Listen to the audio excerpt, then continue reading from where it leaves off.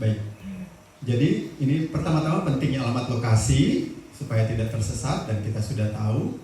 Terus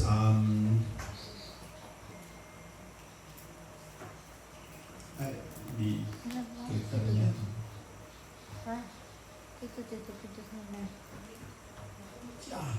Terpaksa minta tolong lagi sama Pastor Jerry ini. Klikernya nggak jadi lagi. Padahal pointernya jadi boleh. Ya, klik cepat-cepat saja Pastor ya. Yang untuk merangkai karya penebusan Yesus Kristus dari kitab Kejadian sampai dengan kitab Wahyu sehingga akan terlihat rangkaiannya. Nah, di bagian kedua inilah yang akan kita lakukan untuk melihat rangkaiannya atau saya istilahkan dengan benang merah. Lalu nanti berikutnya secara praktis untuk optimalisasi pemanfaatan perpustakaan ya. Next, cepat-cepat saja Pastor, boleh kita lewat-lewat yang lain. Terus lewat saja. Ini sebelum kita tahu benang merahnya, sebelum kita tahu gambaran besarnya adalah karya penyelamatan Yesus Kristus, oleh Yesus Kristus. Jadi setelah kita tahu gambar besarnya, kita jadinya tidak bingung lagi. Oh, itu ternyata tadi kumpulan puzzle-nya nanti akan seperti ini. Sama juga dengan kumpulan 66 buku itu nanti seperti apa sih? Lanjut Pastor. Ya, lanjut. Terus saja. Nah, ini sudah masih ingat ya, kita bagi. Ini adalah Taurat Musa. Taurat Musa atau nanti juga dikatakan dengan Tanakh. Saya juga baru tahu Tanakh itu ternyata singkatan dari Taurat, Nevi'im, Ketuvim Pastor ya, jadi singkat Tanakh. Itu adalah kitab sucinya orang Yahudi. Nanti kita akan lihat juga secara sepintas saja. Lalu di sini ada sejarah. Nah, ini mulai menarik. Di sini sejarah mengenai siapa? Mengenai bangsa Yahudi dan bagaimana interaksi mereka dengan Yahweh di sini. Lalu ketika mereka melenceng dan sebagainya, maka diperingatkan oleh para nabi. Ya, para nabi adalah dikatakan profet karena mereka meneruskan perkataan atau apa yang diinginkan oleh Yahweh. Lalu mereka nakal, ditegur, dikirim nabi, nakal, dikirim nabi, dan seterusnya. Tapi selalu kembali kemana? Mereka dibilang nakal karena apa? Karena keluar dari ini Taurat, dari peraturan hukum. Makanya ini dibilang hukum nih. Ini adalah hukum. Mereka keluar dari hukum. Ketika keluar dari hukum, salah. Kayak tadi dalam testimoni kan ada pasal dan ayat, yang mana yang dilanggar gitu. Seperti itu. Tapi ayat, pasal dan ayat di mana? Di sini hukumnya Taurat Musa. Lalu ada nabi besar, nabi kecil. Nah, begitu masuk di Perjanjian Baru, itu polanya juga mirip. Hukumnya di mana? Kalau di sini ada hukum Musa, ini digantikan dengan hukum dari Yesus Kristus, hukum kasih. Betul sekali. Jadi mirip polanya. Ini ada hukum, ini ada hukum. Nah, ada hukum, terus ada jemaat, ada orang-orang tertentu yang melakukan kesalahan, kemudian ditegurnya atau disurati, dikirimi surat cinta. Jadi ada jemaatnya yang salah, oke, dikirimin ke jemaatnya. Ada orang yang salah atau orang yang perlu bimbingan, dikirim secara pribadi surat-suratnya. Itu. Ini semua berujung kemana? Berujung ke gospel sebenarnya. Nah, kita semua berujung nantinya adalah ke Wahyu. Gitu. Baik. Klik banyak-banyak saja Pastor, ini semua kita lewati ya karena sudah sampai ke bagian yang bersambung. Terus Pastor, terima kasih, klik saja, itu masing-masing 2 kali klik. Terus nabi-nabi, di semua kita sudah tahu ya, waktu itu juga ada. Nah, terus lagi terus kan sampai di Wahyu, kemudian ini ada warna ya, warna yang ini adalah warna Perjanjian Baru. Nah, sudah sampai di Wahyu, waktu itu kan klik lagi adalah bersambung. Nah, ini sekarang sambungannya, silakan Pastor. Bagaimana Alkitab terbentuk? Nah, kita di sini akan ada sedikit nonton film sedikit supaya kita tahu. Ini daripada saya menciptakan sesuatu yang baru, menyusun lagi karena persoalan waktu juga, saya temukan ini video yang sangat singkat dengan animasinya, tapi dalam bahasa Inggris. Jadi nanti saya yang akan menerjemahkannya. Untuk itu saya permisi baku ganti dengan Pastor karena kita mesti stop di sana, nggak bisa dengan klik. Jadi setelah nanti muncul, saya stop, saya terjemahkan langsung. Jadi tidak perlu saya nyiapkan, yang penting kita nonton.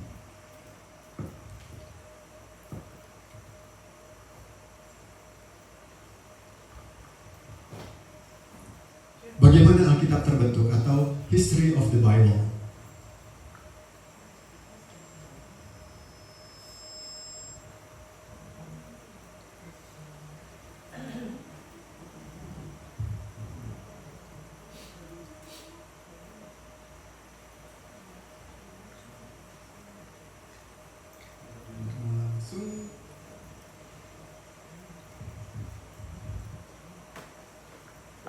mirip so. Nah.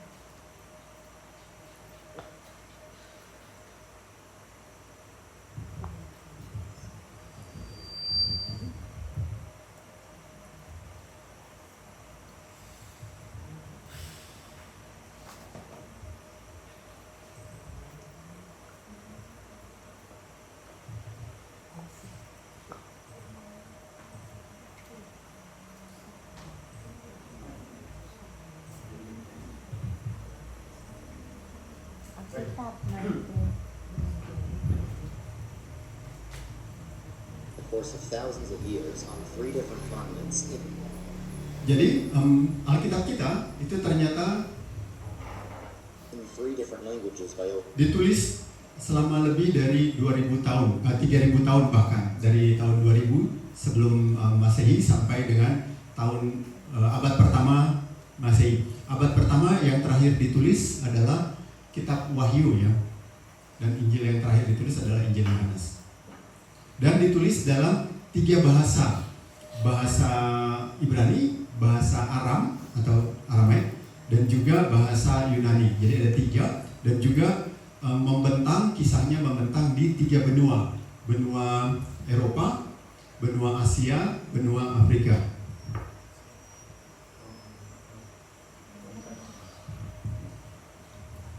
over 40 authors. Dan kontribusi dari lebih dari sekitar 40 penulis. Terus bagaimana sih Bible-nya itu terjadi?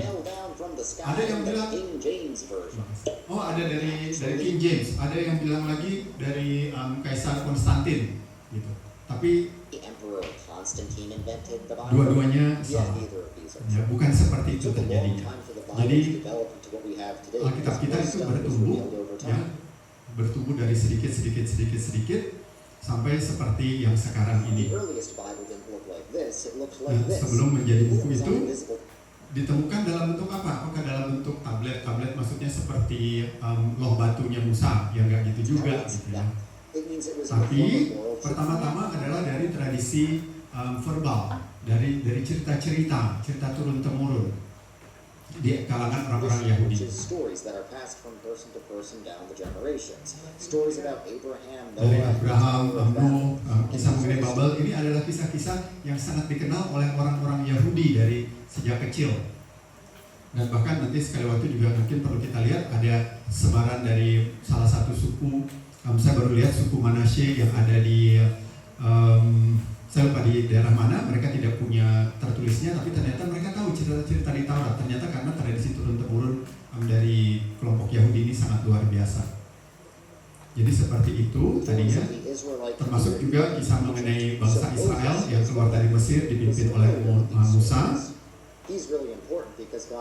Dan ini dikejar-kejar oleh orang Mesir. Kita semua tahu ya ceritanya, sampai Musa naik ke Gunung Sinai bertemu dengan Yahweh, dan disinilah diberikan 10 perintah ya, 10 perintah atau data titah. Ini bagian bawahnya tertutup apa ya, dari ke bagian bawahnya kamera gelap. Mas ini boleh bantu nggak ya? Bagian bawah atau memang gelap dari sumbernya kali ya? Di komputer sini sih kelihatan jelas sampai nomor 10. Oh, oke. Ya, dari lampunya kali ya, lampu proyektornya. Oke, sudah mulai parah. Tidak apa-apa. Nah, jadi masalah kita tidak akan membaca itu. Which says how the Israelites were supposed to live. So that's why the first 5 books of the Bible are called the Law. Nah, demikianlah kelima buku Taurat itu terjadi. Nah, sekarang ada pertanyaan, nanti ada pertanyaan. My work is easy because I use Nah, Kanban. iklan. Here's how I keep track of all my tasks. I start by putting down everything I need to get done in a Oh, list. sudah. But wait, the books of the Torah include lots of stuff other than the law itself. So why is that? Nah, sekarang kalau dibilang ada banyak sekali dari kejadian sampai dengan ulangan, ada kisah mengenai Abraham, kisah mengenai Musa dan Israel, lalu juga mengenai Menara Babel, banjirnya Nuh dan seterusnya. Sebenarnya ada pertanyaannya, kalau ini dibilang hukum Musa, terus Well, the core of the Torah. yang kitab ulangan itu adalah speech about the law, jadi pengulangan oleh Musa atau wejangan-wejangan Musa sebelum nantinya dia meninggal ya.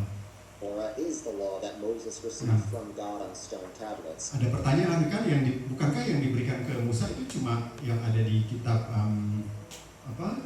Keluaran ya, berupa 2 loh batu itu. And that's written down in Exodus and Numbers. Lalu juga nanti But you also diulangi need to di write down the kitab Bilangan. context, like the story Ya, that kisah mengenai Moses Musa dan raised the Israel Israelites itu escaped diulangi from lagi. Egypt, so you know what the law is even for. So that's also written in Exodus and Numbers. And you need context about who the Israelites Nah, are. terus and di who God cerita-cerita is. ini So juga that's mesti why dikasih all konteks kan the supaya Israelites in bisa the nyambung Israelite semuanya.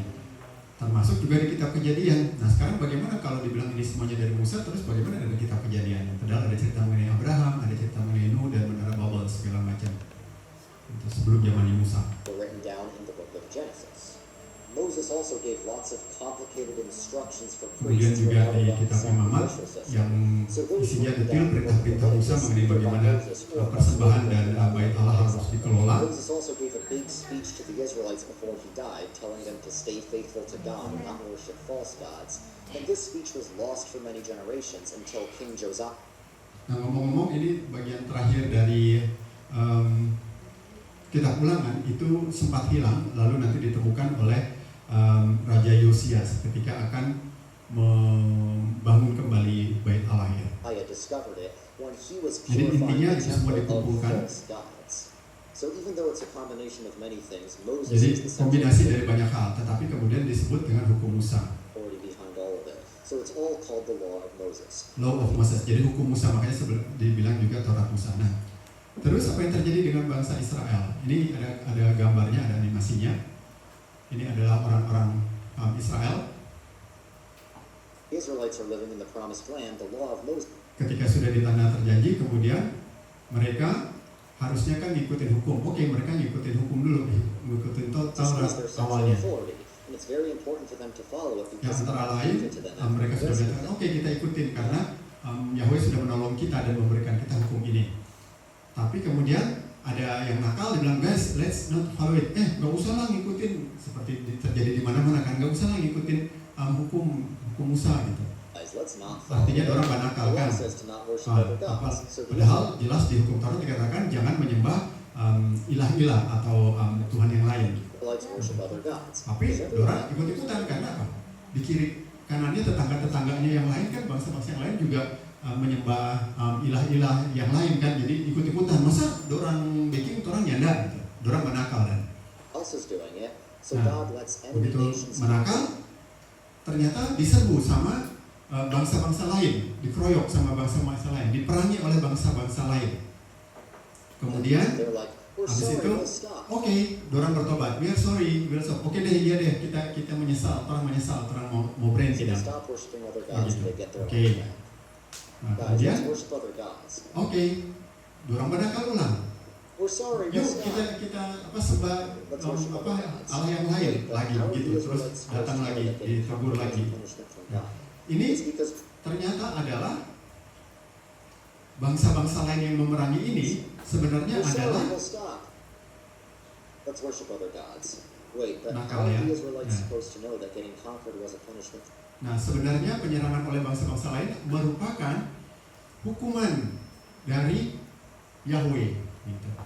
From God. It's Nah, because prophets told terus them. dia bilang, Yahweh menghukum kamu sekalian karena dengan cara apa? Kalah. Yang mengatakan siapa? Nabi. Misalnya ini contohnya Nabi Yesaya. That spoke for God and told people to be Nah, makanya terus kasih ingat lagi oleh Hosea, ayo apa itu dengar-dengaran lah gitu ya supaya tidak dihukum. faithful to God's law and warn Begitu those who seterusnya turn back to dikirim God's lagi law, God will nabi yang lain begitu These are seterusnya. called prophecies. Eventually, the prophecies of each prophet are collected and put into books for each prophet. Makanya ada beberapa nabi-nabi yang besar ini ya. Intinya menegur mereka semua. Karena kalau Anda kembali kepada Yahweh, maka kerajaanmu Some akan prophets are more dihancurkan. important than and Dan others. itu And nabi-nabi just besar like dan we ini figure out nabi-nabi the kecil ya, historical kita context sudah of lihat. these books for Terus the prophecies to make sense. mereka lah yang menyampaikan perkataan-perkataan atau keinginan dari Yahweh. Jadi inilah kumpulan yang dibilang para nabi, nabi besar dan nabi-nabi kecil, untuk menyampaikan kehendak dari Yahweh dan juga untuk mengingatkan bangsa Israel untuk kembali. Nah, ini hukum yang tadi, hukum Taurat. Jadi setelah hukum Taurat, lalu tadi ini kitab para nabi. Jadi ada lingkaran di luarnya lagi. Ini menjadi kumpulan awal dari Alkitab dan dilihat sebagai kitab suci. Nah, kemudian ada juga nubuatan bahwa kerajaan Israel yang ini nanti akan pecah sebenarnya. Kerajaannya tadinya utuh seperti ini, kemudian dia akan pecah dan memang terjadi. Jadi kerajaan Israel Utara dengan kerajaan Israel Selatan atau yang sekarang disebut Israel dan Yudea. Nah, kemudian ditaklukkan oleh bangsa Assyria dan bangsa Babylon. Bangsa Babel, kemudian bait Allah ini dihancurkan dan mereka dibuang ke Babylon sampai nanti dibebaskan oleh Raja Cyrus dari Persia ketika mereka menaklukkan Babylon. Setelah ditaklukkan dia bilang, ngapain muni babadian sini pulang jauh sana ke Israel. Nah, ada begitu banyak tulisan-tulisan lainnya ya, yang muncul, kemudian ada dari Mazmur Daud, dan juga sebenarnya bukan hanya Daud tapi ditulis juga oleh orang lain, bukan hanya Daud saja. Kemudian juga Kidung Agung ya, juga sebagian besar oleh Salomo memang, tapi juga oleh orang-orang lainnya, dan kitab Ayub, Job, Ayub, dan juga kitab-kitab lainnya ya. Ada Esther, ada Ruth. Nah, yang lain-lainnya ini masuk di lingkaran yang lebih di luarnya lagi, yang berwarna hijau. Jadi ini adalah kumpulan kitab, sebenarnya kitab-kitab awal. Nah, karena ingat bahwa bait Allah sudah dihancurkan, jadi tidak ada otoritas yang menyatakan mana yang bisa dimasukkan sebagai kitab suci, mana yang tidak. Jadi, tambahin aja. Jadi ada beberapa saran ini dan itu, semuanya dibacakan di sinagoga. Yang intinya semuanya adalah kebijaksanaan yang berasal dari Yahweh. Jadi ini adalah gambaran dari perjanjian lama. Jadi law ini adalah Taurat Musa, lalu ini para nabi, yang kedua yang berwarna ungu, nabi-nabi besar, nabi-nabi kecil, dan ini tulisan-tulisan lainnya pada teks itu, termasuk Mazmur, Kidung, puji-pujian dan lain-lain.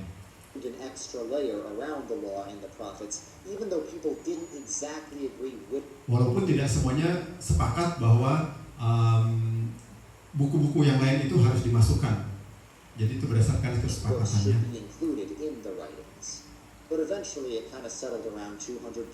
Sampai sekitar tahun 200 sebelum Masehi, ada kelompok orang-orang Ibrani yang berbahasa Ibrani. Kami tahu, dorang menyatakan kami tahu buku-buku apa yang harusnya masuk ke dalam kumpulan itu. Nah, jadi dibuatlah, Torah, kelima itu Musa, lalu ada Nevi'im, ada Ketubim. Keseluruhannya inilah yang nantinya dinamakan dengan Tanakh. Jadi kalau pernah dengar Tanakh, makanya hurufnya seperti ini. Kalau kita ingat huruf Ibrani itu kan cuma huruf-hurufnya saja ya. Jadi sebenarnya TNK-nya yang diambil, terdiri dari Torah, Nevi'im, dan Ketubim. Jadinya Tanakh. Seperti, jadi kalau dengar-dengar Tanakh itu sudah terdiri dari gabungan semuanya ini yang untuk kita dibahasakan dengan Perjanjian Lama. Ini diadopsi oleh kekristenan menjadi Perjanjian Lama. Jadi ini memang tradisi Yahudi, tradisi orang-orang Israel. Nah, kemudian muncullah tadi ada orang-orang yang berbahasa Yunani, karena kan dunianya dunia internasional. Ini orang-orang yang berbahasa Ibrani, mereka kemudian pergi menyeberang, lalu ketemu dengan orang-orang yang berbahasa Yunani. But in this community, Maka tanah tadi yang awalnya asalnya berasal dari bahasa Ibrani dan juga Aram diterjemahkan menjadi yang kita dengar pastor sering-sering menyinggung ini Septuaginta gitu. Jadi perjanjian lama itu kemudian diterjemahkan menjadi dalam bahasa Yunani. Jadi Septuaginta. Jadi kalau kita dengar Septuaginta itu adalah perjanjian lama yang tadinya dari bahasa Ibrani dan bahasa Aram diterjemahkan menjadi bahasa Yunani. Karena apa? Untuk bisa dibaca juga, dimengerti juga oleh orang-orang yang berbahasa Yunani, bukan hanya orang-orang yang tinggal di Israel yang berbahasa Ibrani. a lot of Greek Jewish writings began. Nah, kemudian ada juga tambahan, ada kitab Tobit, kitab Sirak, Makabe, Yudit, dan lain-lain. Nah, itu bagaimana? Nah, orang-orang yang di sini, orang-orang Israel bilang, kami kan nggak punya kitab-kitab seperti itu, kitab-kitab yang ini. Ya, yang memang tidak ada di Alkitab kita ya. These are called the Deuterocanon. Jadi itulah yang dikatakan dengan Deuterokanonikal. Jadi kanon yang kedua. And to this day, there's debate about Nah, whether apakah kita harus menggunakannya? Itu kan modern-day Jewish pertanyaannya. people say no Orang-orang Yahudi menyatakan enggak, kita nggak mau pakai gitu. because they're not part Terus of the Hebrew Bible. Protestants say orang-orang Protestan juga bilang, apakah kita harus mencantumkannya juga? no because Jesus Dibilang, enggak, kita kan Yesus dan para rasul tidak menggunakan itu, tidak menyebut-nyebut itu gitu. is in the Jadi jawabannya apostles' juga sebenarnya book, tidak ya, meaning tidak they digunakan don't oleh use the Hebrew orang Bible Yahudi as dan well. juga Catholics oleh do Protestan. include them because Tetapi orang Katolik, pihak Katolik menggunakannya. Kenapa? Karena para bapak gereja menggunakan itu. Gitu. Jadi itu perbedaannya. church fathers quote from them a lot because the church fathers were mostly Gentiles and Gentiles mostly spoke Greek. Kenapa begitu? Karena para bapak gereja itu kan bukan orang-orang Ibrani, bukan orang-orang Yahudi, dan mereka berbahasa Yunani, sehingga paham ini kitab-kitab yang ini yang diketemukan kemudian ini. Karena ini tidak ada di kitab Ibrani, tetapi berbahasa Yunani. So they used the Greek Bible. Habis. Oh. So now we've got the Old Testament, which means Old Covenant, because it's based on the Jadi perjanjian lama ini disebut dengan inilah yang disebut dengan perjanjian lama atau Old Covenant. law, which is God's covenant with Moses. Perjanjian antara Yahweh dengan Musa. Apa saja perjanjiannya nanti akan disinggung di presentasi But why saya is it called di old? materi. Because it says God's going to make a new covenant. Ya, the days are coming, hari-hari sudah datang, kata Yahweh, when I will make a new, ketika akan ada saatnya ketika aku akan membuat perjanjian baru. Itu yang diungkapkan di nubuatan para nabi. With the house of Israel and with the house of Judah, dengan keluarga besar Israel dan keluarga besar Yuda. The Old Covenant is based on the law of Moses, and the New Covenant is based on the gospel of Jesus. New Covenant itu atau perjanjian baru itu, New Covenant perjanjian baru itu diejawantahkan, dimanifestasikan dalam bentuk kabar baik mengenai Yesus, gospel. Dan kita The langsung sudah masuk apostles ke are the prophets of the perjanjian. New. Mirip sama. Kalau di sini hukumnya menurut Moses, perjanjian lama, perjanjian baru hukumnya menurut Yesus. Dan di sini ada para nabi yang mewartakannya. Nah, di perjanjian baru yang mewartakannya adalah para rasul. Jadi lingkarannya pun mirip. Dibuat setara ya. And the New Testament has miscellaneous writings of Kemudian juga ada tulisan-tulisan lainnya sampai di nubuatan yang akan datang atau apokalips. Termasuk di sana di dalamnya adalah wahyu. as well. And Jesus is very clear that the New Covenant does not Nah, jangan lupa bahwa Yesus sendiri di Matius 5 ayat 17 mengatakan bahwa saya tidak datang untuk menghancurkan, bukan untuk menghancurkan hukum atau meniadakan hukum Taurat. I'm not come to destroy, tetapi justru untuk memenuhi apa yang dinubuatkan di Taurat. a place or get rid of the Old Covenant, Itu but it kata-kata Yesus fulfills sendiri. and builds on the Old Covenant. Jadi tadi saya mundur sedikit aja. Ini nanti ada panahnya. Place or get rid of the Old Covenant, but it fulfills and Jadi apa yang dinubuatkan di perjanjian lama itu dimanifestasikan di perjanjian baru oleh Yesus. builds on the Old Covenant. The Sampai ke Gospel sana. is Nah, the story sekarang about masuk Jesus. gospel sendiri, kabar baik atau Injil itu Death, mengenai apa resurrection, saja. ascension. Itu adalah mengenai Yesus, mulai dari kelahirannya, kehidupannya, pengajarannya, sampai juga kematiannya, kebangkitannya, dan juga kenaikannya ke surga. But we don't have anything that Jadi Jesus kabar himself baik wrote. mengenai Yesus So we adalah have mengenai 4 itu yang gospel disebut dengan accounts, gospel. 2 of which are Dan gospel ada 4, seperti kita tahu Matius, Markus, Lukas, Yohanes. Warnanya ini sebenarnya berbeda kalau dilihat. Ini warnanya merah dan ini warnanya merah. Matius dengan Yohanes. Kenapa? Karena hanya Matius dan Yohanes lah yang benar-benar murid Yesus, Rasul Yesus. Sedangkan Markus ini dia pengikutnya Petrus dan Lukas nanti pengikutnya Paulus. Ya, jadi makanya diberi warna yang berbeda. all have apostolic authority behind them. Oh ya, di They're sini ya different misalnya.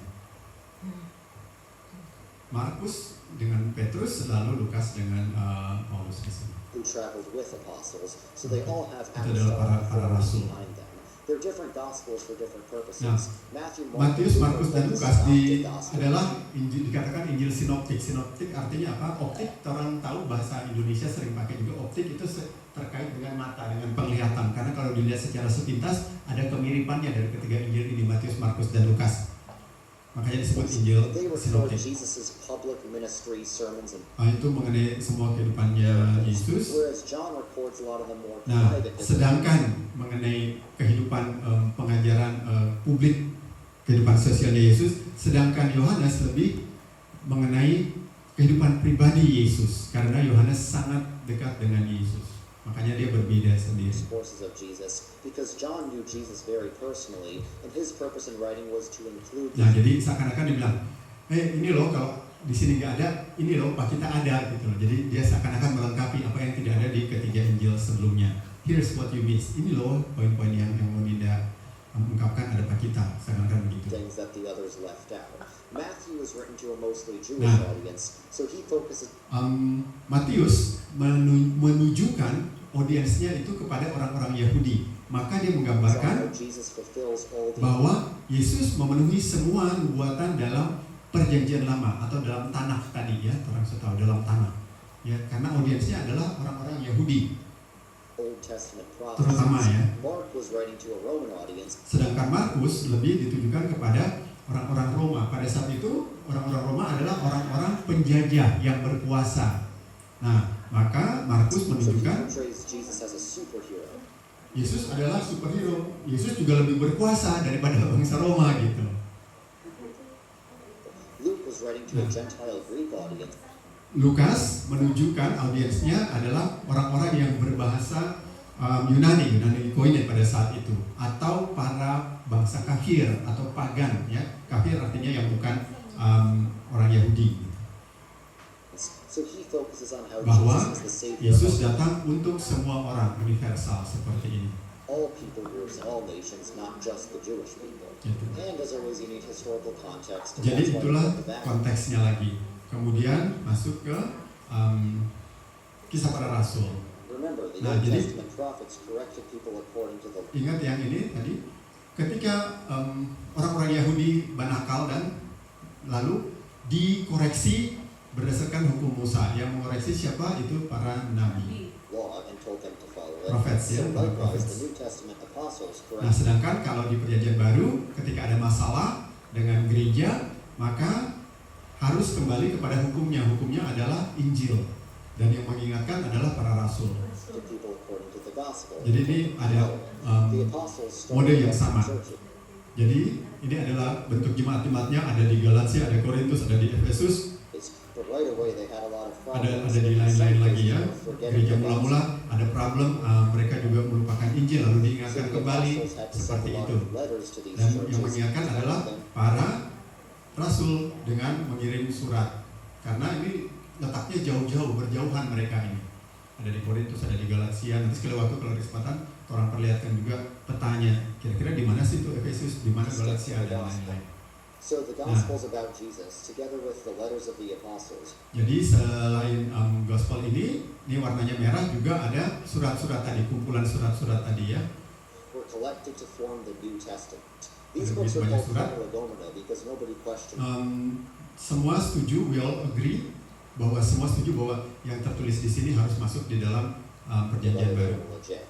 There were some books that were debated. Tapi juga ada ternyata buku-buku yang lain, kitab-kitab yang lain, seperti contohnya di sini ada Injil menurut Thomas, Injil menurut Petrus, terus Wahyu menurut Petrus dan Wahyu menurut Yohanes. Di sini ada juga surat dari Clement, ada dari Clementus, ada juga di Dake.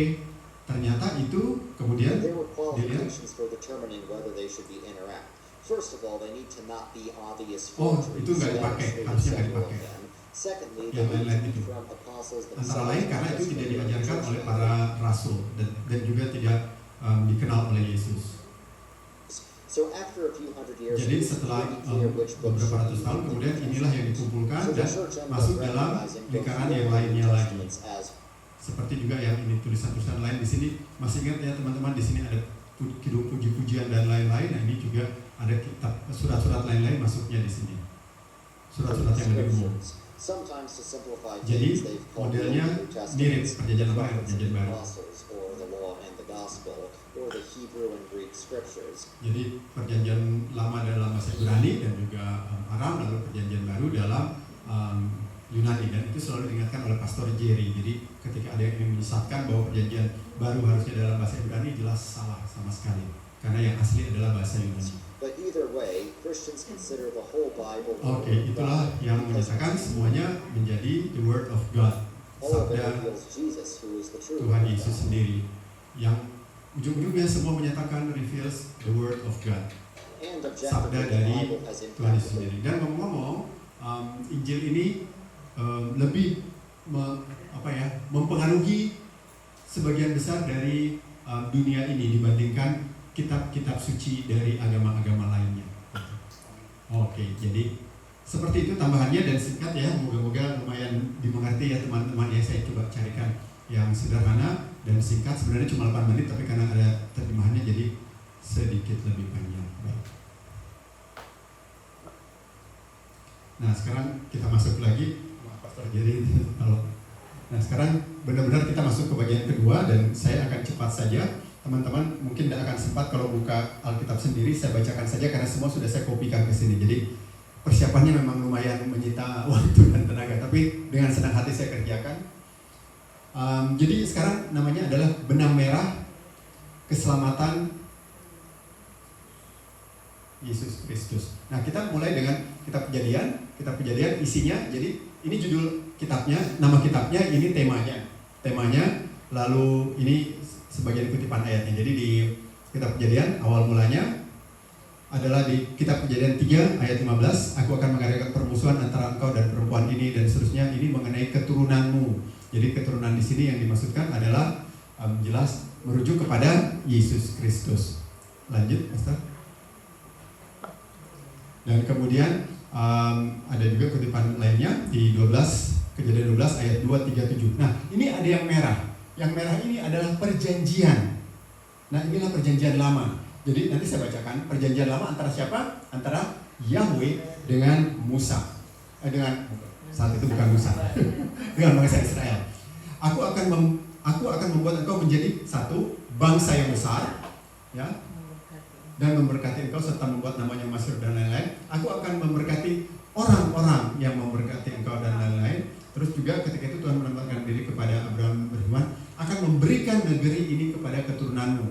Jadi bangsa yang besar, terus juga memberkati orang yang memberkatinya, dan juga memberikan negeri, memberikan tempat sebenarnya. Itu adalah janjinya. Karena ingat pada saat itu mereka bangsa nomaden, nggak punya apa-apa, nggak punya tempat maksudnya, nggak punya tempat tinggal. Ya. Lanjut, Pastor. Kemudian yang kedua, kitab Keluaran, isinya adalah mengenai pengaturan atau aturan-aturan. Di Keluaran 19 ayat 6, kamu akan menjadi bagiku kerajaan imam dan bangsa yang kudus. Inilah semuanya firman yang harus kau katakan kepada orang Israel. Lanjut. Berikut kitab Imamat, ini adalah pentahbisan yang digunakan adalah Imamat 19 ayat 2. Berbicara kepada segenap jemaat Israel dan katakan kepada mereka, kuduslah kamu sebab aku Yahweh Allahmu kudus. Lanjut. Kemudian kitab yang Taurat yang keempat yaitu Bilangan. Ini adalah orientasi. Orientasinya bagaimana sih? Semua orang yang telah melihat kemuliaanku dan tanda-tanda mukjizat yang kuperbuat di Mesir dan padang gurun, namun telah 10 kali mencobai aku dan tidak mau mendengarkan suaraku, pastilah tidak akan melihat negeri yang kujanjikan dengan bersumpah kepada nenek moyang mereka. Semua yang menista aku ini tidak akan melihatnya. Lanjut, yang kelima, ini adalah orasinya, Ulangan, seperti tadi sempat disinggung. Ini dikatakan Ulangan 4 ayat 1 dan 2. Maka sekarang, hai orang Israel, dengarlah ketetapan dan peraturan yang kuajarkan kepadamu untuk dilakukan, supaya kamu hidup dan memasuki serta menduduki negeri yang diberikan kepadamu oleh Yahweh Allah nenek moyangmu. Janganlah kamu menambahi apa yang kuperintahkan kepadamu, dan janganlah kamu menguranginya. Dengan demikian kamu berpegang pada perintah Yahweh Allahmu yang kusampaikan kepadamu. Ini adalah ringkasan dari petuah Musa, makanya dikatakan di sini Ulangan, sebelum dia meninggal. Lanjut, Master. Kemudian kita masuk ke bagian kedua, yaitu kitab sejarah. Sebenarnya ini sejarah yang isinya adalah harusnya mereka mengikuti hukum Taurat, tapi banakal, terus diserbu oleh bangsa lain, dikalahkan, kemudian ditegur lagi melalui nabi dan seterusnya, nabi, hakim-hakim dan seterusnya. Kita mulai dengan Yosua yang isinya adalah pendudukan. Yosua 21 ayat 43-45. Jadi seluruh negeri itu diberikan Yahweh kepada orang Israel. Ya, ini negeri yang dijanjikannya dengan bersumpah untuk diberikan kepada nenek moyang mereka, yang tidak dinikmati oleh Musa sendiri. Lanjut, Pastor, ayat 44 dan 45-nya. Dan Yahweh mengaruniakan kepada mereka keamanan ke segala penjuru, tepat seperti dijanjikannya dengan bersumpah kepada nenek moyang mereka. Tidak ada seorang pun dari semua musuhnya yang tahan berdiri menghadapi mereka. Semua musuhnya diserahkan Yahweh kepada mereka. Artinya benar-benar dalam perlindungan Yahweh. Dari segala yang baik yang dijanjikan Yahweh kepada kaum Israel, tidak ada yang tidak dipenuhi. Semuanya terpenuhi. Lanjut, kitab berikutnya Hakim-Hakim. Hakim-Hakim itu sampai kalau nggak salah siapa, Goliat ya juga masuk di sini ya. Pokoknya para jagoan-jagoannya lah. Ini memang kalau mau perang-perangan bagus sekali nih baca kitab Hakim-Hakim, seru ada Hakim-Hakim ini. Tapi diambil sini bahwa Hakim-Hakim ini sebenarnya adalah penindasan. Hakim ini tema utamanya. Dan diambil dari Hakim-Hakim 2 ayat 20 sampai 23. Apabila murka Yahweh bangkit terhadap orang Israel, berfirmanlah ia, karena bangsa ini melanggar perjanjian yang telah kuperintahkan kepada nenek moyang mereka. Jadi bangsa ini melanggar perjanjian yang kuperintahkan kepada nenek moyang mereka. Di sini orang banakal dan tidak mendengarkan firmanku, maka aku pun tidak mau menghalau lagi dari depan mereka. Jadi Yahweh ngambek ya di sini kan. Dari depan mereka, satu pun dari bangsa-bangsa yang ditinggalkan Yosua pada waktu matinya. Lanjut, Pastor. Ayat 22.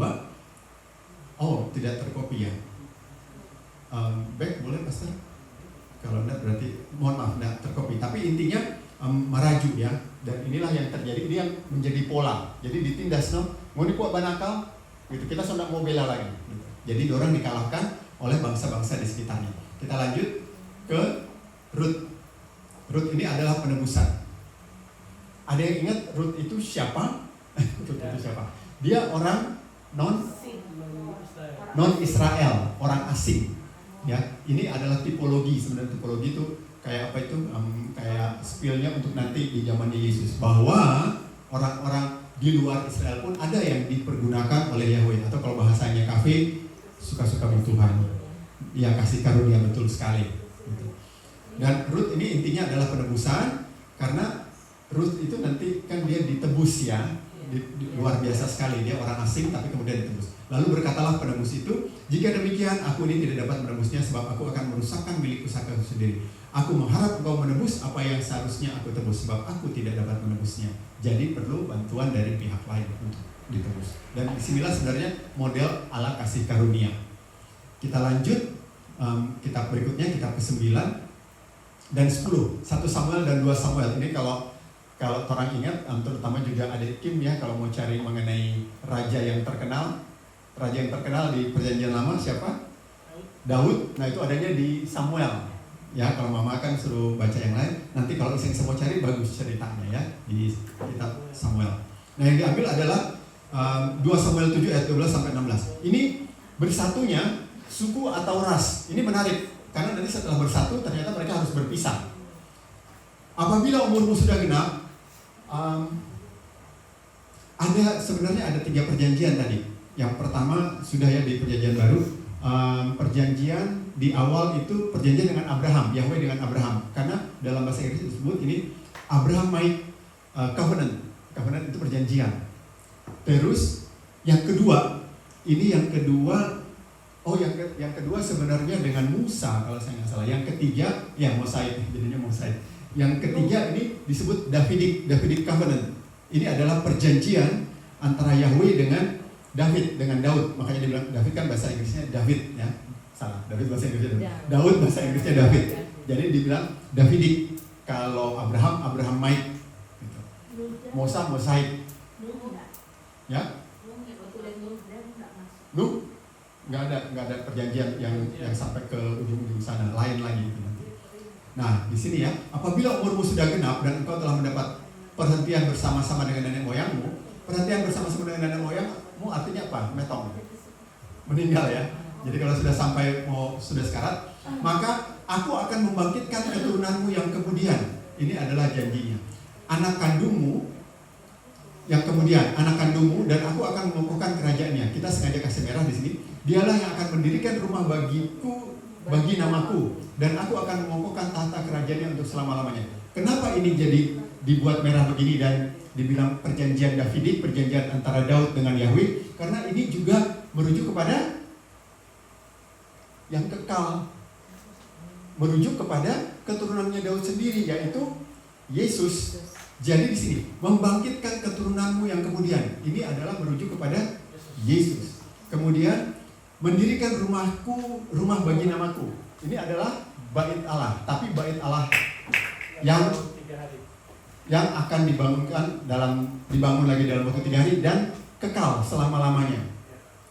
Mendirikan rumah bagi namaku, dan aku akan mengokohkan tahta kerajaanmu untuk selama-lamanya. Tahta Yesus, kerajaan Yesus. Jadi ini perjanjian lainnya. Jadi ada 3 perjanjian. Yang terakhir adalah mengenai dengan Daud yang disebut dengan Davidic Covenant. Oke, lanjut 9 dan 10. Kitab ini saya urutkan ya dari kitab paling depan. Lanjut, Pastor, tolong klik. Jadi setelah itu adalah 1 raja-raja dan 2 raja-raja. Ini 1 raja-raja, 2 raja-raja. Keturunannya ya, dan tadi bangsa yang bersatu, bangsa Israel keseluruhannya disatukan di bawah Daud, lalu kemudian sekarang ini akan berpisah, kerajaan utara dengan kerajaan selatan, dan kutipannya ada di sini. Jadi suku atau tadi ras itu terbelah dari 1 Raja-Raja 12 ayat 20.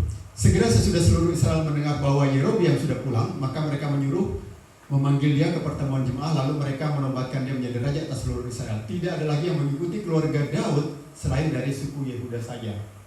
Jadi kalau teman tahu, 2 lawan 10. Kan ada 12 kan? 2 dengan 10. Putus. Lu, gue, N gitu. Oke, ini suku atau ras terbelah. Tadi waktu di 1 Samuel dipersatukan semua suku Israel menjadi kedua belas suku di dalam satu suku Israel. Tapi sekarang kemudian sesuai nubuatan terbelah utara dan selatan. Oke, lanjut. Ini masih di mana-mana. Kemudian Tawarik itu dalam bahasa Inggris lebih banyak chronicles, catatan-catatan saja, pencatatan.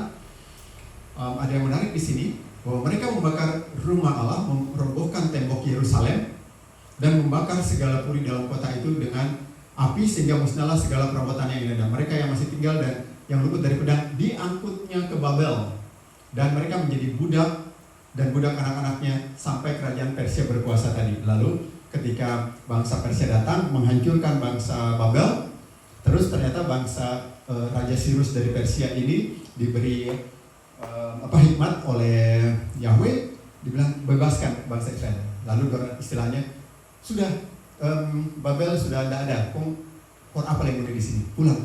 Nah, jadi orang pulang. Tapi sebelumnya di sini tembok Yerusalem sudah dirubuhkan, rumah Allah sudah dirubuhkan. Ini adalah penghancuran bait Allah yang pertama. Kemudian nanti akan dibangun lagi. Lalu yang kedua oleh siapa di perjanjian baru? Dihancurkan oleh siapa? Bait Allah? Oleh? Ya, di dalam perjanjian baru itu dihancurkan setelah. Bukan dihancurkan sampai sekarang nggak ada lagi bait Allah. Wih, pastor jadi seberapa kali bicara ini gitu. Tahun 70 tuh, oleh siapa namanya? Oleh bukan Konstantin. Belum ada apa-apanya. Titus. Oke, oleh Titus ya, tahunnya 70. Ini gampang diingat, tahunnya aja genap, bukan 70 70 oleh Titus. Itu yang kedua dan sampai sekarang nggak ada lagi. Oke, kita lanjut. Jadi ini sudah masuk ya sejarah Israel. Nah, ini adalah restorasi. Restorasi adalah perbaikan kembali di zamannya Ezra, kitab ke-15 dalam Alkitab kita. Kutipannya dari Ezra 1 ayat 5. Maka berkemaslah kepala-kepala kaum keluarga, orang-orang Yehuda dan orang Benyamin, serta para imam dan orang-orang Lewi, yakni setiap orang yang hatinya digerakkan Elohim untuk berangkat pulang dan mendirikan rumah Yahweh yang ada di Yerusalem. Jadi yang direstorasinya di zamannya Ezra. Jadi kalau kita lihat Ezra, kitabnya kan kecil, ini termasuk nabi kecil ya. Ezra mengenai apa sih? Oh, mengenai pembangunan kembali, rencana pembangunan kembali Bait Allah. Lanjut Pastor, kitab ke-16-nya, ini kan restorasinya.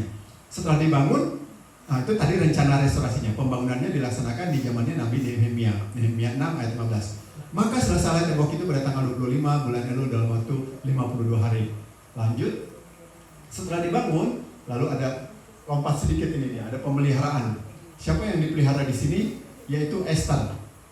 Esther 4 ayat 14. Sebab sekalipun engkau pada saat ini berdiam diri saja, bagi orang Yahudi akan timbul juga pertolongan dan kelepasan dari pihak lain, dan engkau dengan kaum keluargamu akan binasa. Siapa tahu mungkin justru untuk saat yang seperti ini engkau beroleh kedudukan sebagai ratu. Kemudian kita ingat kalau Esther, simpelnya yang kita ingat siapa dia? Dia adalah ratu yang menyelamatkan dari genosida bangsa Yahudi.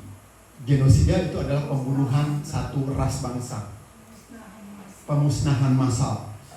Di zaman modern pernah terjadi pemusnahan massal oleh Hitler. Ya, itu genosida terhadap bangsa Yahudi.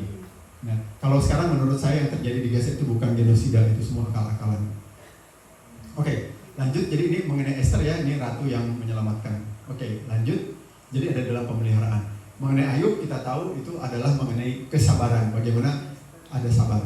Ayub 42 ayat 12. Yahweh memberkati Ayub dalam hidupnya yang selanjutnya lebih daripada dalam hidupnya yang dahulu, yang mendapat seterusnya dan seterusnya. Jadi intinya kitab Ayub adalah mengenai kesabaran. Jadi kalau ada orang yang gak sabaran atau orang yang ngomel-ngomel mulu, baca Ayub, suruh baca Ayub tuh, baca Ayub. Suruh Ayub belum. Kalau belum jangan buat terlalu bawa itu, bawa komplain.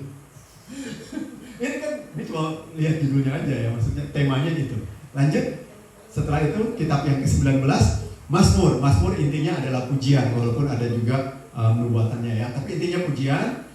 Mazmur 135 ayat 1, Haleluya, pujilah nama Yahweh, pujilah hai hamba-hamba Yahweh. Lanjut.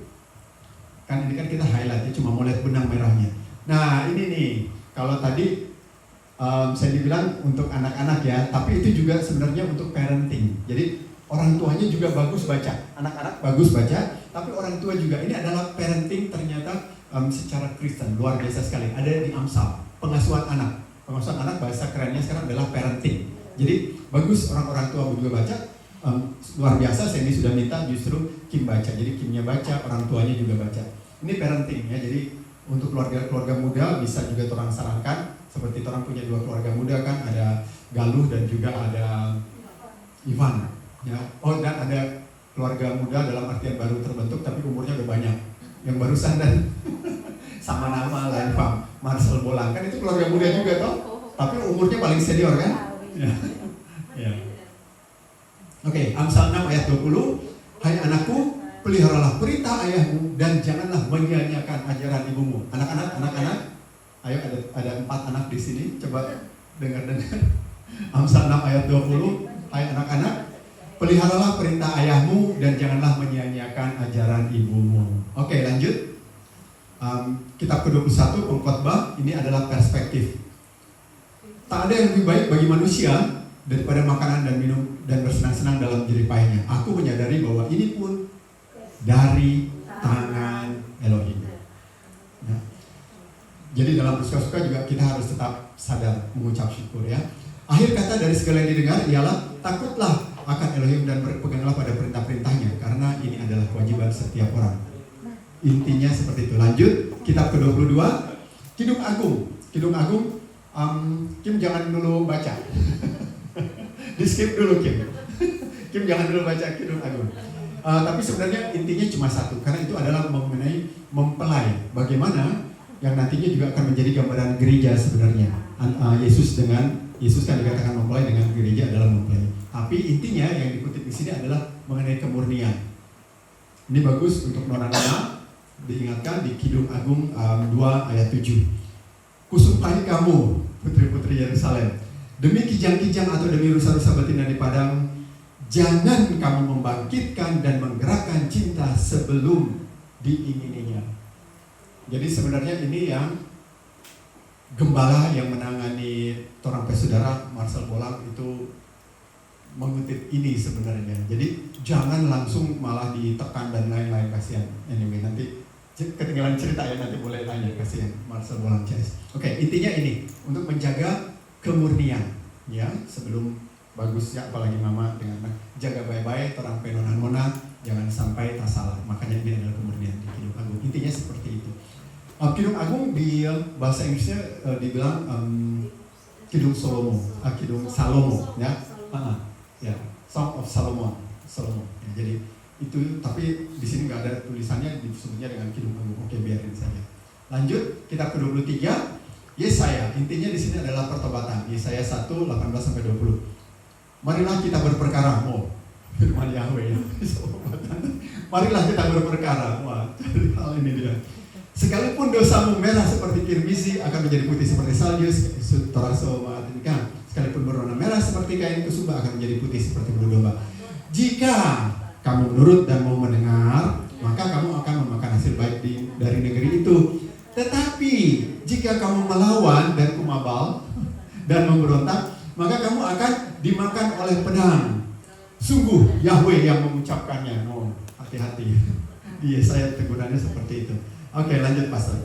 Yeremia adalah intinya penolakan. Yeremia 6 ayat 16. Beginilah firman Yahweh, ambillah tempat di jalan-jalan dan lihatlah, tanyakanlah jalan-jalan yang dahulu kala, di manakah jalan yang baik, tempuhlah itu. Dengan demikian jiwamu mendapat ketenangan. Tetapi mereka berkata, kami tidak mau menempuhnya, menunjukkan kekebalan. Makanya terjadi penolakan di sini. Lanjut. Jadi ini gejolaknya bangsa Israel ya. Kemudian ratapan, itu bunyinya adalah rasa bersalah. Ini adalah di ayat yang pertama. Betapa terpencilnya kota itu yang dahulu ramai. Laksana seorang jandalah ia yang dahulu agung di antara bangsa-bangsa, yang dahulu ratu di antara kota-kota, sekarang menjadi jajahan. Jadi makanya bunyi penerapan. Lanjut, kitab ke-26 adalah Yeskiel. Ini masuk di nabi-nabi besar ya, karena tebal juga isinya. Yeskiel 3 ayat 17-19. Hai anak manusia, di pengekangan. Hai anak manusia, aku telah menetapkan engkau menjadi penjaga kaum Israel. Bila mana engkau mendengarkan sesuatu firman daripadaku, peringatkanlah mereka atas namaku. Kalau aku berfirman kepada orang jahat, engkau pasti dihukum mati. Dan engkau tidak memperingatkan dia atau tidak berkata apa-apa untuk memperingatkan orang jahat itu dari hidupnya yang jahat. Supaya ia tetap hidup, orang jahat itu akan mati dalam kesalahannya. Tetapi aku akan menuntut pertanggungan jawab atas nyawanya daripadamu. Lanjut, Pastor. Tetapi jikalau engkau memperingatkan orang jahat itu dan dia tidak berbalik dari kejahatannya dan dari hidupnya yang jahat, ia akan mati dalam kesalahannya. Tetapi engkau telah menyelamatkan nyawamu. Lanjut, Daniel ini sebenarnya isinya nubuatan ya, tapi di sini yang kita dapat adalah mengenai berkuasa. Daniel 4 ayat 17. Titah ini adalah menurut putusan para penjaga dan hal ini menurut perkataan orang-orang kudus, supaya orang-orang yang hidup tahu bahwa Yang Maha Tinggi berkuasa atas kerajaan manusia dan memberikannya kepada siapa yang dikehendakinya. Bahkan orang yang paling kecil sekalipun dapat diangkatnya untuk kedudukan itu. Menunjukkan betapa berkuasanya Yahweh. Lanjut, Pastor. Kitab ke-28 Hosea, simpel saja ya, mengenai koreksi atau pembenaran. Ini sudah agak mirip, akan ada koreksi pembenaran, hukuman. Bertobatlah hai Israel kepada Yahweh Allahmu, sebab engkau telah tergelincir karena kesalahanmu. Nanti bisa dibaca sendiri. Lanjut. Yoel, bencana atau kemalangan. Wahai hari itu, sungguh hari Yahweh sudah dekat. Datangnya sebagai pemusnahan dari Yang Maha Kuasa, bencana atau kemalangan. Yoel, lanjut. Amos, penghukuman atau kutukan. Sebab itu demikian akan kulakukan kepadamu hai Israel, oleh karena aku akan melakukan yang demikian kepadamu. Maka bersiaplah untuk bertemu dengan Allahmu, hai Israel. Nah, ini bertemu dengan Allahmu adalah ancaman. Suka memukul apa? Ya, ini penghukuman atau kutukan ya. Gitu. Jadi itu cara menegurnya. suka memperbudak kita. Gitu. Maka bersiaplah untuk bertemu dengan Allahmu, hai Israel. Oke, lanjut. Ini lagi di Obadya juga intinya penghukuman ataupun kutukan.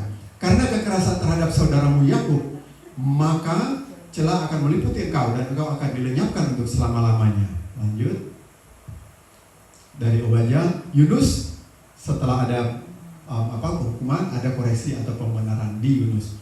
Bangunlah, pergilah ke Niniwe, kota yang besar itu, dan sampaikan kepadanya seruan yang kufirmankan kepadamu. Intinya adalah koreksi atau pembenaran. Tetapi si pelaku, si tokoh utama kan Kumabal menolak kan. Dia menolak, dia lari-lari, tapi tetap tertangkap. Oh ya, yang saya perlu tambahkan di sini, seperti yang pernah saya sharingkan, ada satu detail kecil yang membuat bahwa kan orang tahu, seperti selalu dibilang, Yesus sendiri bilang, seperti tanda Yunus akan anak manusia akan juga masuk ke perut bumi selama ini dan itu. Tapi ada pertanyaan kritis, ini kan cuma Yunus kan dibilang masuk ke perut ikan, tapi nggak dibilang mati. Tapi ternyata ada, waktu itu sudah saya buktikan ya. Karena apa? Yunus kemudian berseru dari dunia orang mati. Artinya Yunus sendiri ternyata juga sudah mati. Jadi klop, istilahnya orang Jawa, plek keteplek. Jadi berupa tepuk tangan klop sekali, atau sarung tangan maksudnya klop sekali. Kalau ada yang bilang, tapi kan Yunus nggak mati. Salah, Yunus juga mati di perut ikan. Dia sudah sempat mati. Jadi sama seperti Yesus juga mati masuk ke perut bumi. Jadi ini benar-benar perumpamaan yang sama, yang benar-benar sama, plek keteplek, istilahnya orangnya plek keteplek seperti itu. Ini untuk ya saya dengan menyesal menyatakan denominasi besar mainstream dari saya berasal ya yang termasuk nggak bisa ngitung 3 hari 3 malamnya. Karena kan Yunus kan menyatakan 3 hari 3 malam kan, dan itu persis sekali.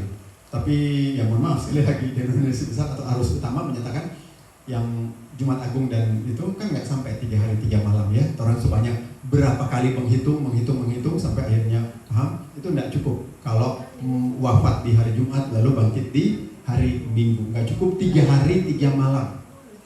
Oke, itu nanti persoalan lain. Bagus memang kalau diulang-ulang, terutama kalau ada orang baru ya pastor ya. Bagus orang ulang dan bisa lebih singkat, lebih simpel. Kita lanjut, setelah Yunus ada Mika.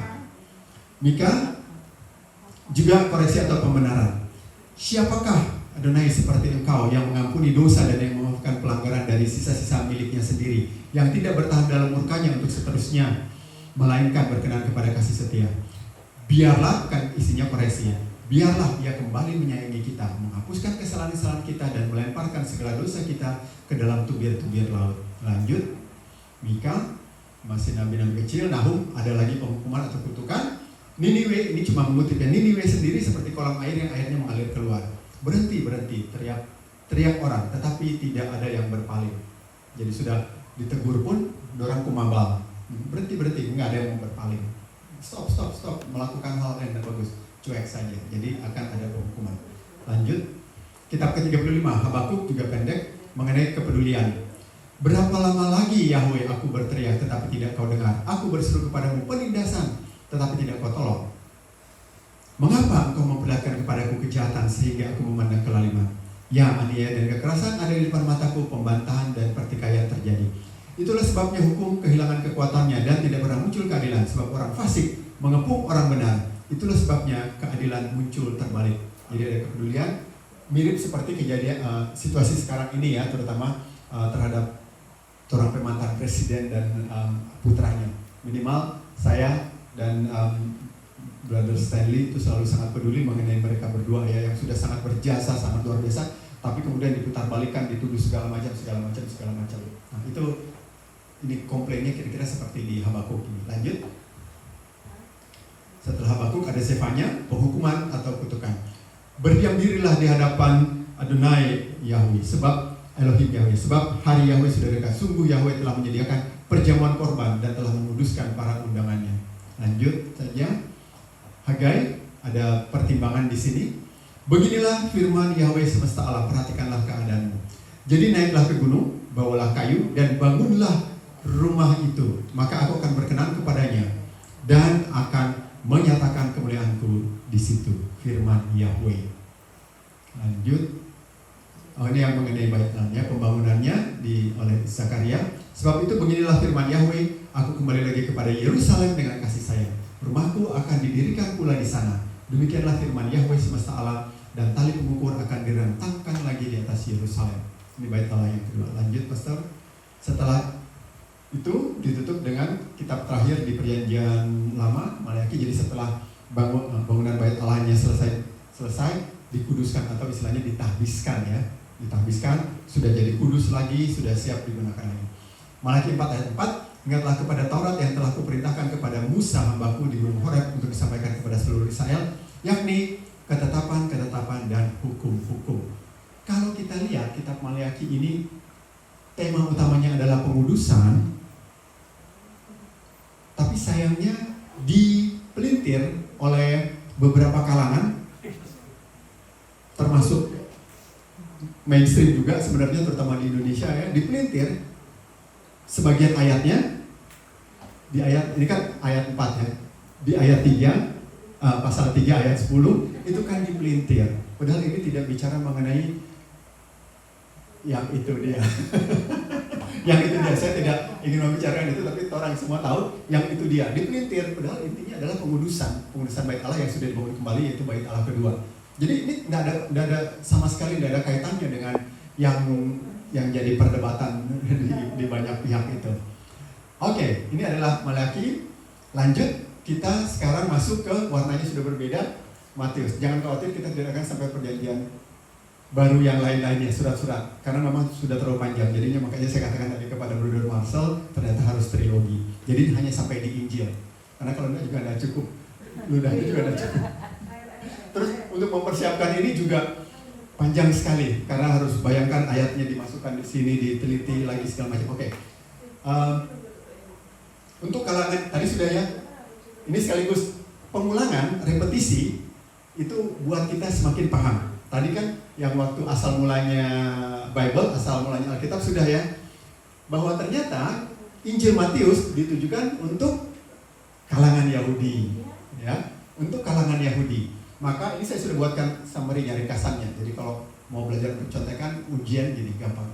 Matius untuk kalangan Yahudi. Fokusnya Yesus memenuhi semua nubuatan dalam Perjanjian Lama. Nuansanya adalah pengajaran, jadi pengajaran. Penulisnya Rasul Matius. Sengaja kata Rasul, karena Rasul adalah sebenarnya eksklusif untuk murid-murid Yesus yang 12 orang itu. Ayatnya di sini Matius 4 ayat 17. Sejak waktu itulah Yesus memberitakan, bertobatlah sebab kerajaan surga sudah dekat. Hanya orang-orang Yahudi yang mengerti ini, mengenai kerajaan surga yang sudah dekat. Kita lanjut ke Injil yang kedua. Markus untuk siapa? Orang-orang Romawi. Maka fokusnya Yesus Maha Kuasa, superhero. Karena pada saat itu bangsa Romawi sedang menjajah, menunjukkan bahwa mereka lebih kuat loh. Karena menjajah bangsa Yahudi. Tapi kemudian ini diwartakannya Yesus itu superhero, kekuatan.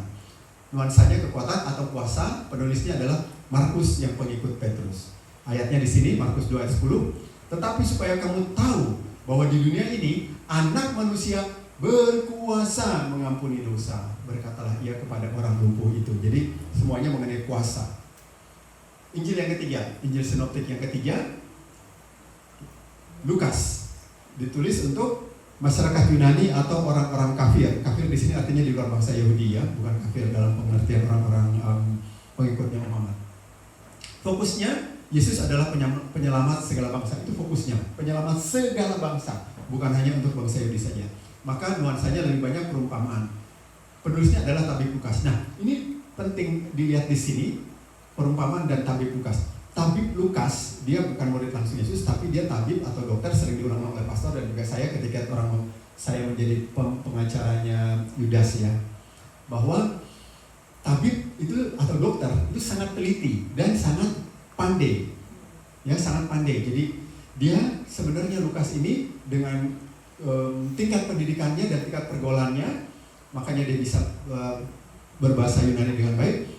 Dan artinya apa? Dia akrab dengan kebudayaan Yunani pada saat itu. Termasuk apa? Berfilsafat. Jadi kita mungkin akan menemukan kalau cukup teliti, kalau mau baca ulang di kitab Lukas, ada beberapa hal-hal yang berbau filsafat di dalamnya. Itu adalah berasal dari latar belakang dia sebagai seorang dokter yang sangat berpendidikan dan juga paham budaya Yunani. Jadi para filsuf-filsuf itu dia tahu. Gitu. Ini catatannya.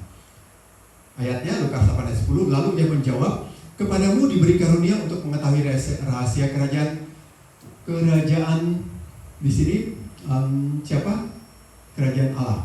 Tetapi kepada orang-orang lain hal itu diberitakan dalam perumpamaan, supaya sekalipun memandang mereka tidak melihat, dan sekalipun mendengar mereka tidak mengerti. Makanya di sini dikatakan perumpamaan. Sama seperti ada yang bilang, guru kenapa sih pakai perumpamaan? Dia bilang, iya, formoni atau orang tapi kan ada hikmatnya, langsung mengerti. Orang lain tidak kasihan, jadi mesti pakai perumpamaan. Oke, Injil yang terakhir dan juga bagian terakhir dari pembahasan ini, Injil Yohanes, itu untuk umum atau universal. Fokusnya Yesus yang penuh kasih. Nuansanya sebenarnya universal di sini. Penulisnya adalah Rasul Yohanes. Ya, universal, umum, dan inilah yang menyatakan tadi bahwa Alkitab kita disusun dari lebih dari 3.000 tahun, dan yang terakhir ditulis adalah di abad 1. Abad 1 itu yang menulis adalah Yohanes. Di mana? Di Pulau Patmos, ya.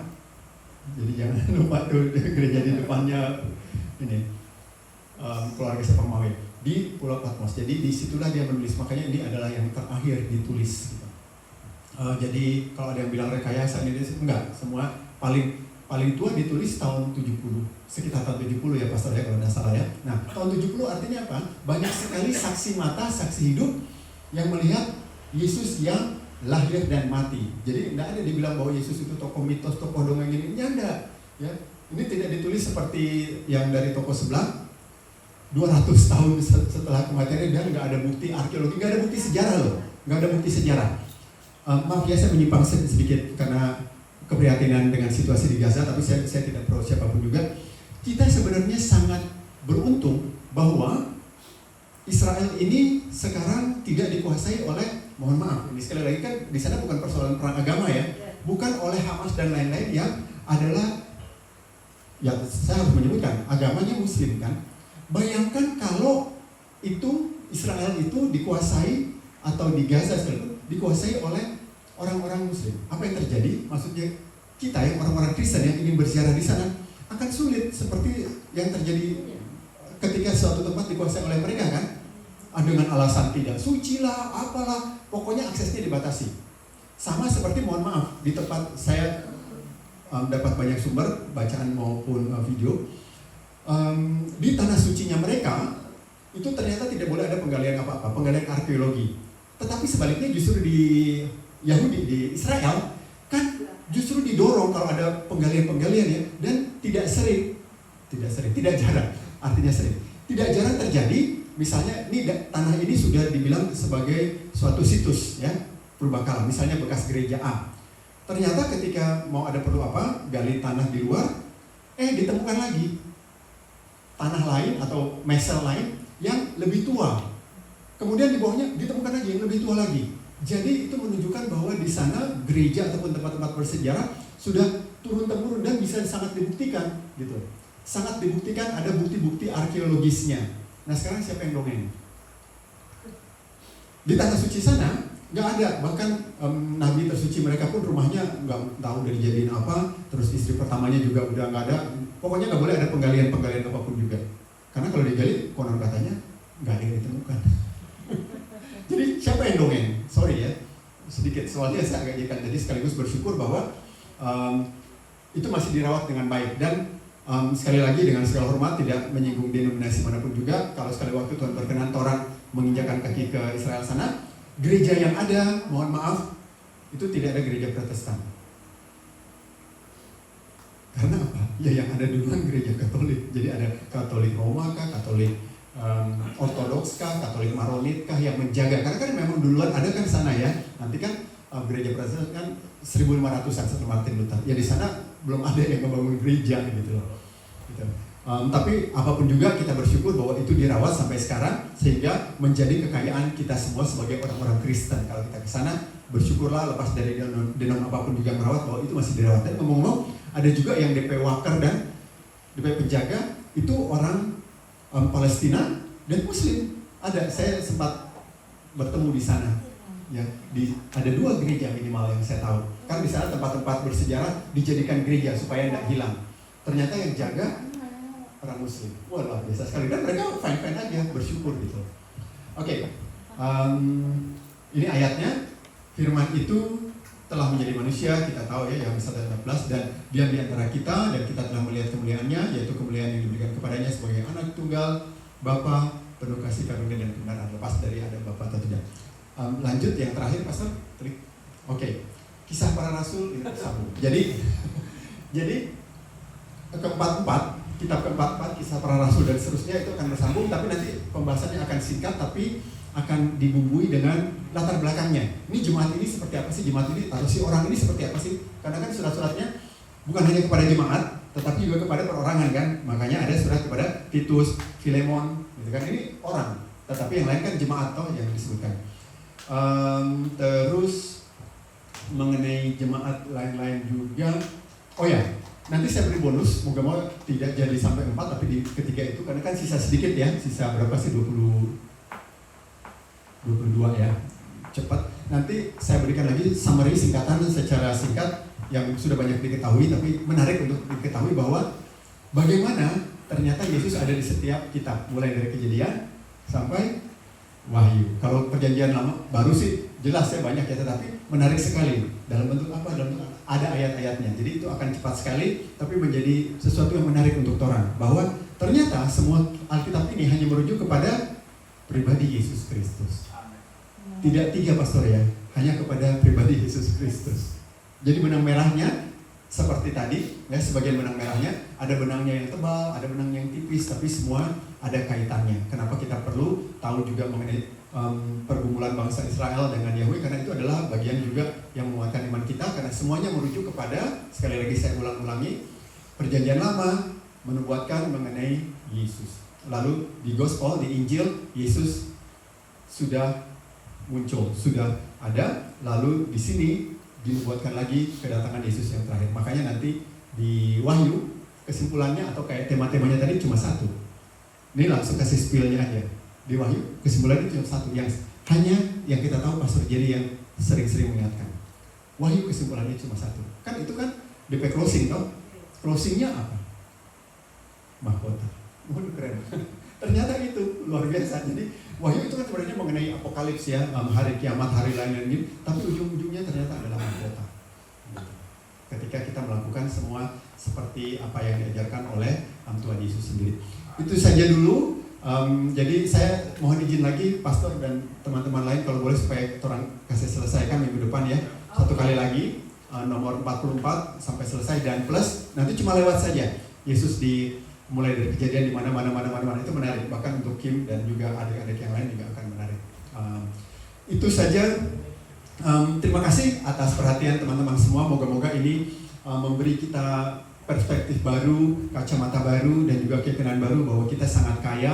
Kita punya perpustakaan, tapi yang sayangnya tersembunyi karena belum disadari. Moga-moga ini bisa digali sehingga menjadi kekayaan kita yang luar biasa. Dan sekali lagi, kalau ada teman-teman orang Kristen yang menyatakan, oh kita kok orang miskin, bilang, karena punya 66 kitab, punya perpustakaan, jangan bilang miskin. Baru secara jumlah, so banyak itu buku 66, apalagi isinya secara iman. Itu saja, terima kasih, terpujilah Bapa Yesus Kristus. Amin.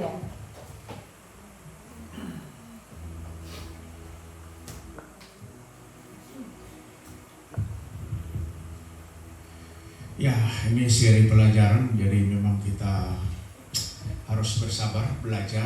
Ya, saya menghabiskan waktu berjam-jam sehari untuk belajar. Ya, jadi kalau ini cuma 3 jam khotbah, 3 jam materi, ini masih sangat di bawah ya. Untuk menjadi pintar, berpengetahuan kita harus belajar. Oke. Tolong minta bangku atau kursi bisa di muka untuk